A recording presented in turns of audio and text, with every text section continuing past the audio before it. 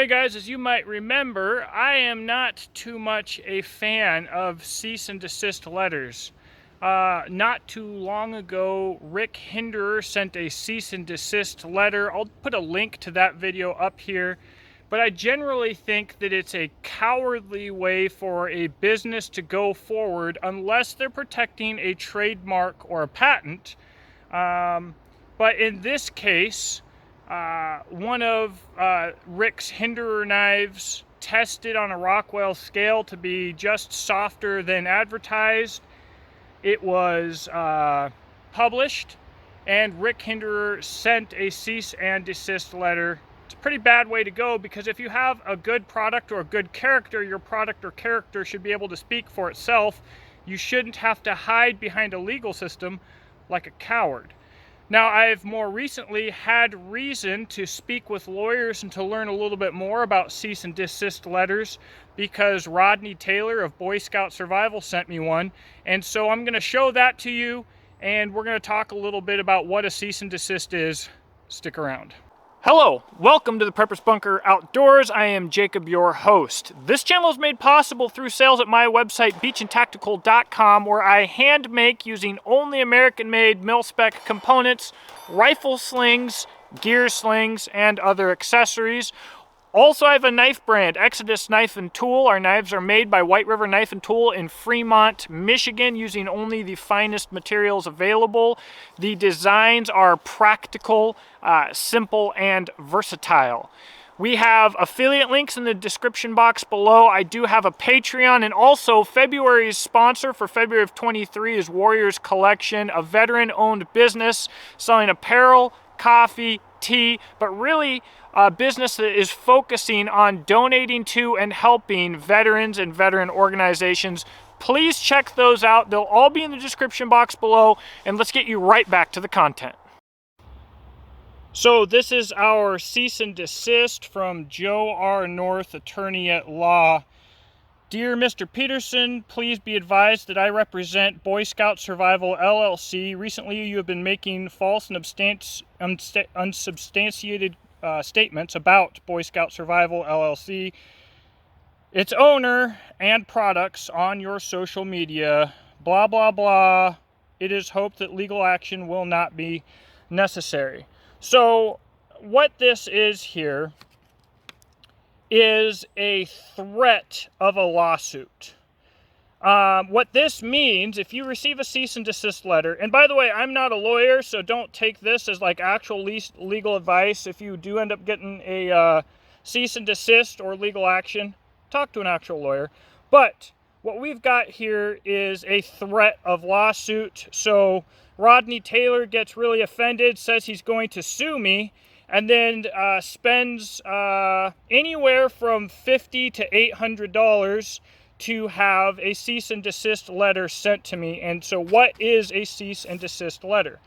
A cease and desist letter is a statement that a person wants you to believe that they have the intention of suing you if you don't stop doing something, but it is not a legal document that will hold significant weight in court. And what that means is, if I follow every one of, his requests of me, or, in any cease and desist letter, they're asking you to cease and desist. So if you do not cease and desist, they want you to know that they are threatening to sue you. The problem is, if you do cease and desist, they can still sue you if they want to, if they want to pay for it. So if Boy Scout decided to sue me and I followed his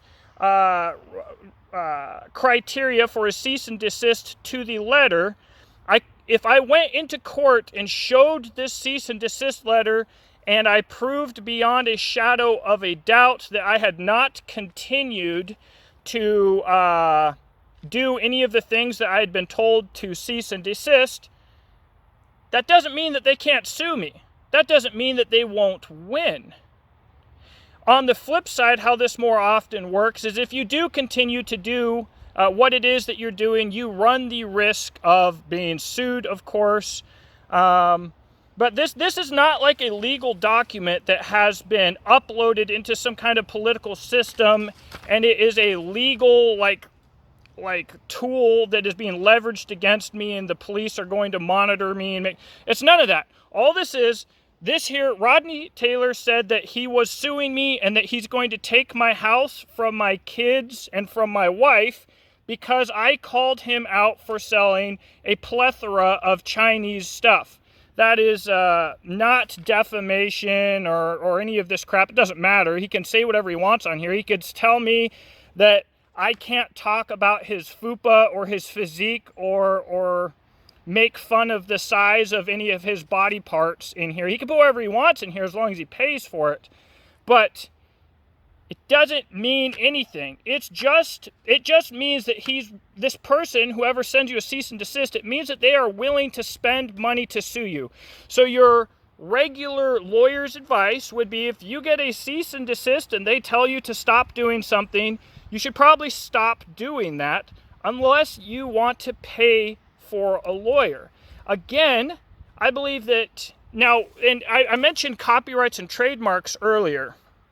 This in the knife industry gets a little bit questionable because, for instance, Bussy Knife Group had a trademarked feature on their knives. They paid for the trademark, but to protect their trademark, they have to send a cease and desist to everybody who uses their trademarked feature, or else someday, if they had to actually sue somebody, the person they were suing in defense could say, look at all of these manufacturers and makers who used your trademark and you didn't defend it, and now you just want to defend it against me, but I didn't get it from you, I got it from them. Whatever the case may be, the downside to a trademark or a patent is it's only as powerful as the money and time that you're willing to put behind it in suing people. If you're not willing to sue anybody or send cease and desist letters, and to follow through with those cease and desist letters, then your trademark and your patent is worthless. So it is a little bit different. If you've got a trademark, it is not necessarily the cowardly and stupid thing to do to send cease and desist letters. It's really just you protecting what you already put all of the time, effort, and money into trying to protect. But for Rick Hinderer or Rodney Taylor here, it really just says that they can't defend themselves, that they don't want to defend themselves, that they want to scare you, and this is their way of doing it. So, I believe the GoFundMe for the situation with Rick Hinderer and Transparent Knives is still going on. I already put a link to my last video up to that. So if he still has that GoFundMe, I believe you can find it through that video. But there you go, guys. That is the cease and desist from Rodney Taylor. This has come with a considerable amount of trolling from his followers, from himself. They use my email addresses for stuff. They've been calling me all kinds of crap since this has happened. Just very low quality, childish people, and this is what and who they are. So there you go.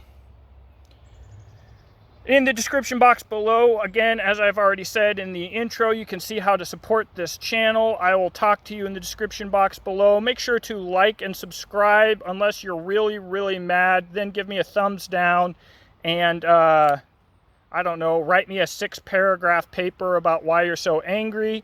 Or, you know, do what Rodney is asking all of you to do. Report my videos en masse and be very vocal about your complaints and lamentations.